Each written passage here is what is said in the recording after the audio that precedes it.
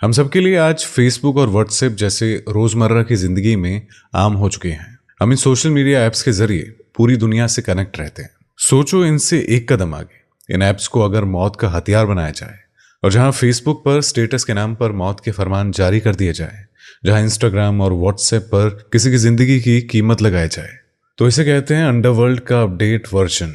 जहां जेल में बंद गैंगस्टर इतने अपडेटेड होते हैं कि जो जेल में बैठे बैठे किसी का भी राम नाम सत्य करवा सकते हैं। ये कहानी उन फरमानों की है जिससे पंजाबी सिंगर सिद्धू मूसेवाला को दिन दिहाड़े बीच सड़क पर मौत के घाट उतार दिया था। कहानी उस इंसान की है जिसने इंडिया के सबसे सिक्योर जेल में बैठे बैठे इस प्लान को और ऐसे कई क्राइम को अंजाम दिया। ये कहानी उस इंसान की जिसने दाऊद इब्राहिम की तरह बॉलीवुड में अपना खौफ पैदा किया, और उसकी कहानी किसी बॉलीवुड मूवी से कम नहीं है। गैंगस्टर जो बना हुआ है यूथ आइकॉन, एक गैंगस्टर जिसके लिए 1500 से भी ज्यादा लोग मरने मारने को तैयार बैठे हैं।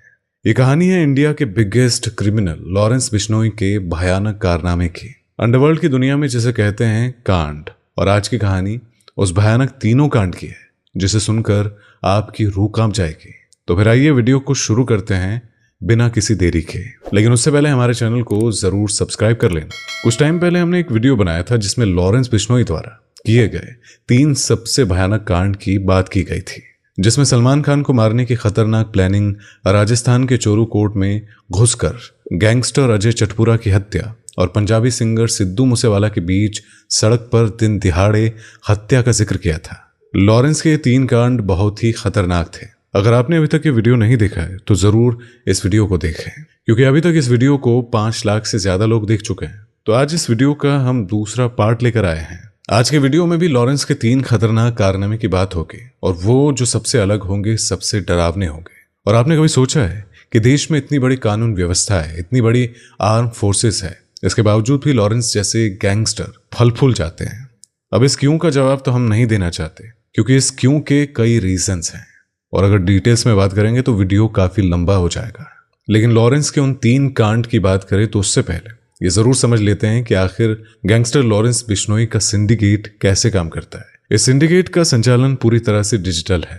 इस ऑर्गेनाइजेशन सिंडिकेट में आज 1500 से ज्यादा शार्प शूटर, बदमाश, सप्लायर शामिल है। वर्चुअल नंबरों से ऑडियो कॉन्फ्रेंस के जरिए गैंग के टारगेट तय होते हैं, और लॉरेंस बिश्नोई इस ऑर्गेनाइजेशन सिंडिकेट का मास्टरमाइंड है, जबकि गोल्डी बराड़ कंपनी की रीढ़ है। लॉरेंस का भांजा सचिन बिश्नोई कंपनी में भर्ती सेलर है और लक्ष्य प्रमुख है, जबकि लॉरेंस का भाई अनमोल बिश्नोई कंपनी के कॉन्ट्रैक्ट लेता है। इसी बीच लॉरेंस टारगेट तय करता है और अपना पहला कमान संपत नेहरा को देता है। इसके बाद विदेश में बैठे गैंग के कातिल फोन पर लोगों को धमकाते हैं। सूत्रों के मुताबिक लॉरेंस खुद किसी शूटर से बात नहीं करता, बल्कि दूसरे ठेकेदारों के जरिए बात पहुंचाता है। वीडियो में आगे बढ़ने से पहले आपसे गुजारिश है कि इस वीडियो को लाइक जरूर कर दीजिएगा। तो चलिए वीडियो में आगे बढ़ते हैं। यही सिंडिकेट देश के 10 से ज्यादा राज्यों के अलावा कनाडा, ऑस्ट्रेलिया, अजरबैजान, मलेशिया जैसे विदेशी धरती पर भी एक्टिव है। तो चलिए बात करते हैं लॉरेंस बिश्नोई के 3 सबसे बड़े कांड की। साल था 2017, और उस वक्त गैंगस्टर लॉरेंस बिश्नोई राजस्थान के जोधपुर जेल में बंद था। उसके दिमाग में पूरे उत्तर भारत पर कब्जा करने का रावस प्लान चल रहा था। वो खूब तेजी से अपने गैंग में युवाओं को भर्ती कर रहा था, और इन लड़कों को पालने के लिए अब उसे चाहिए था खूब सारा पैसा। तो उसने बड़े पैमाने पर राजस्थान में बेनामी संपत्तियों पर कब्जा करना और फिरौती वसूल करने का ये काम शुरू कर दिया। लॉरेंस एक बड़ा खेल खेलने जा रहा था। जेल में होते हुए भी उसने अपने छोकरे लोगों के जरिए राजस्थान के बड़े बड़े कारोबारियों की एक लिस्ट बनवा ली, और इस लिस्ट में एक नाम था वासुदेव इसरानी का। अब ये वासुदेव इसरानी कौन है तो सुनिए। वासुदेव इसरानी जोधपुर का एक जाना माना कारोबारी था। उसका खुद का मोबाइल शोरूम था, और वहीं वो बहुत सारा सोना भी पहनता था, इसलिए वो पूरे जोधपुर में गोल्ड मैन के नाम से मशहूर था। लॉरेंस के राजस्थानी गैंगस्टर हीरा जाट ने इसरानी से एक मोटी रकम वसूलने के लिए उसकी दुकान पर एक लड़के को भेजा। 19 जून का वो दिन था।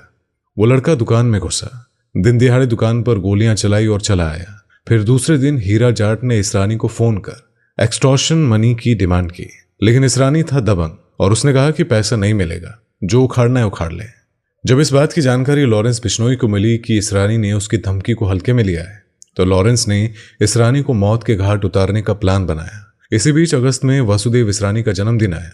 जन्मदिन के दिन उसने व्हाट्सएप पर अपना फोटो लगाया। फोटो देख, जेल में बैठा है हीरा जाट। इंटरनेट खोलकर वासुदेव इसरानी को बोलता है कि तू अगला जन्मदिन नहीं देख पाएगा। यानी अखिल गैंग का खोपड़ा हिल चुका था और इधर जेल में लॉरेंस और हीरा वासुदेव को मारने का प्लान बन चुका था। लॉरेंस ने अपने भाई अनमोल और जोधपुर जेल में बंद जगदीप उर्फ जग्गा को फोन करके इस प्लान की जानकारी दी। जग्गा ने जेल में बंद हिमांशु गहलोत को जानकारी दी और फिर हिमांशु ने जेल में बंद दूसरे कैदी विनोद, भोमाराम और श्याम सुंदर को पैसे का ऑफर किया। वो लोग वासुदेव को टपकाने तैयार हो गए। इसके बाद ये लोग पैरोल पर आए। आते ही ये लोग चंडीगढ़ गए जहां से अमन को साथ में लिया। उसके बाद फिर ये लोग बीकानेर आए जहां से बेरोसी को साथ में लिया। उस वक्त हीरा जाट भी जेल से बाहर आ चुका था और अंत में वासुदेव को टपकाने वाली टीम ने हिमांशु और पितभाईसी और पवन को शामिल किया गया। 16 सितंबर को ये लोग जोधपुर आए, वसुदेव की दुकान और घर की रैकिंग की। और इधर वसुदेव इसरानी को लगातार मिल रही धमकी के चलते जोधपुर पुलिस ने वसुदेव की सिक्योरिटी में 2 गन वाले बंदे रख दिए। लेकिन ये गनमैन रात में 9 बजे तक उसी के साथ रहते थे और इस बात की जानकारी उन शूटरों के पास थी। 17 सितंबर 2017 के करीब 10:30 बजे थे। गनमैन भी चले आए थे। वासुदेव इसरानी अपने नौकर के साथ दुकान बंद करने की तैयारी कर रहा था और जैसे ही वो दुकान बंद कर बाहर निकला कि घात लगाए शूटरों ने दनादन वासुदेव इसरानियों को गोली से छल्ली कर दिया और इस हत्याकांड ने अक्खा जोधपुर में खौफ फैला दिया। और इस हत्याकांड के बाद लॉरेंस बिश्नोई पूरे राजस्थान में खौफ का दूसरा नाम बन गया था। तो ये कहानी थी बदले की। साल था 2014 का। राजस्थान का बॉर्डर इलाका शहर था संगरिया, जहां एक ग्राम उत्थान विद्यापीठ है। इस कॉलेज में छात्र राजनीति में हुंकार भरी हुई थी। इस कॉलेज में एक हॉस्टल भी है जहां अलग अलग एरिया के छोकरे लोग पढ़ाई करने के लिए आते हैं। 2014 में यहाँ छात्र संघ का चुनाव होने वाला था। चुनाव माहौल गरमाया हुआ था और दोनों गुट एक दूसरे को पछाड़ने के लिए साम दाम दंड भेद की नीति अपना चुके थे। एक और थे संदीप बिश्नोई उर्फ पेट्रोल और अमनदीप उर्फ सोनू और दूसरी ओर थे रविंद्र सियाग उर्फ मनोज। दोनों गुटों के बीच चुनावी माहौल गरमाया हुआ था और गैंग वॉर का रूप ले चुका था। रविंद्र सियाग ने संदीप और सोनू को मारने पंजाब के कुछ गैंगस्टर और दबंग लफड़ेबाजों को हायर किया था। 19 अगस्त 2014 संगरिया का टीवी बस स्टैंड जहां खड़े थे सोनू और मनोज, और इसी बस स्टैंड पर दिन दिहाड़े विरोधी गुट ने इन दोनों को मौत के घाट उतार दिया।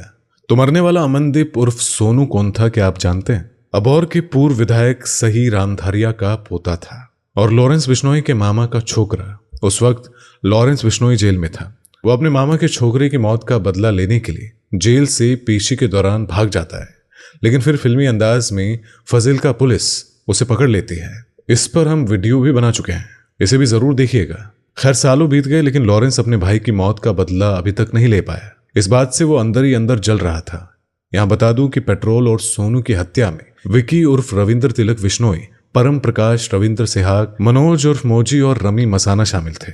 20 जुलाई 2020 में लॉरेंस बिश्नोई ने संपत नेहरा के जरिए अपने मामा के छोकरी की हत्या में शामिल छोटा सा निवासी प्रकाश भुइयां और बारूखेड़ा निवासी मुकेश गोदारा को उसी के ठेके पर गोलियों से भुनवा दिया था और अपने भाई की मौत का बदला लिया था। अब बात करें लॉरेंस बिश्नोई के तीसरे बड़े कांड की, तो चलिए देखते हैं कि क्या है राणा कंधुवालिया मर्डर केस का पूरा सच। अमृतसर के गांव कंधुवालिया का रहने वाला था रणदीप उर्फ राणा। कंधुवालिया गैंगस्टर था और लॉरेंस बिश्नोई के साथ ही रहे जग्गू भगवानपुरिया से उसकी थोड़ी बहुत दुश्मनी थी। वहीं राणा के ऊपर भी 15 से 16 केस थे और 2019 में वो जमानत पर जेल से बाहर आया हुआ था। तो आते ही उसकी शादी कर दी गई तो उसने अपराध से दूरियां बना ली, मगर उसने अपराध की गली छोड़ी थी। उसके दुश्मनों ने बिल्कुल नहीं। उसी वक्त गैंगस्टर जग्गू भगवानपुरिया अमृतसर की फतेहपुर जेल में बंद था। वो पंजाब में एक बड़ा धमाका करना चाहता था ताकि उसके दुश्मनों को पता चल सके कि जग्गू अभी जिंदा है और आम जनता में उसका खौफ बना रहे। और तब उसके निशाने पर आया राणा। जग्गू ने राणा को खत्म करने के लिए लॉरेंस का सहारा लिया। फिर राणा की रैकिंग कराई गई। उस वक्त लॉरेंस बिश्नोई तिहाड़ में बंद था और लॉरेंस ने इस काम का जिम्मा दिया कनाडा में बैठे गैंगस्टर गोल्डी बराड़ को, और गोल्डी ने हरियाणा के शूटर और हथियार जग्गू भगवानपुरिया को सप्लाई किया। 31 जुलाई 2021 को राणा केडी हॉस्पिटल जाता है। उधर राणा का पीछा कर रहे शूटरों को यह पता चला कि केडी अस्पताल में कोई एडमिट है और राणा यहां रोजाना आता है। तो शूटरों ने राणा को अस्पताल में ही शूट करने का प्लान बनाया। 3 अगस्त 2021 का वो दिन जब राणा कंधोवालिया अपने दोस्त तेजवीर के साथ अमृतसर के उस केडी अस्पताल में आता है। इधर जग्गू और लॉरेंस के भेजे 4 शूटर उसके पीछे अस्पताल आ चुके थे और मौका देखते ही उन शूटरों ने भरे अस्पताल में राणा को मौत के घाट उतार दिया। एक बात है जो आज के युवाओं को समझनी जरूरी है कि आज के नौजवान लॉरेंस बिश्नोई, नीरज बवाना को अपना रोल मॉडल मानते हैं। इस क्रिमिनल से प्रभावित होकर छोटे छोटे लड़के भी बदमाशी करने लगते हैं, हथियार उठाते हैं और फिर कोई ना कोई छोटा मोटा अपराध करके जेल चले जाते हैं। उसके बाद ही किसी गैंग में शामिल होकर अपराध की राह पर चल पड़ते हैं। लेकिन यहाँ पर इन भटके हुए युवाओं को ये नहीं पता कि इस अपराध की राह पर जाने का कितना भयानक अंजाम होता है। जो लोग हमारे इस वीडियो को देख रहे हैं, वो चाहे इसमें छोटे बच्चे हो, युवा हो और उनके माता पिता होंगे, तो ऐसे में आप अपने बच्चों को समझाएं कि बुराई का रास्ता चुनोगे तो पुलिस की गोली ही खाओगे या दुश्मन की गोली से बेमौत मारे जाओगे। तो आपका इस बारे में क्या कहना है, हमें कमेंट करके इसके बारे में जरूर बताइएगा। इस वीडियो को अपने दोस्त के साथ शेयर जरूर कर दीजिएगा। तो मिलेंगे आपसे एक और नई वीडियो में, तब तक के लिए ऐसे ही अपडेटेड रहें और अलर्ट रहें।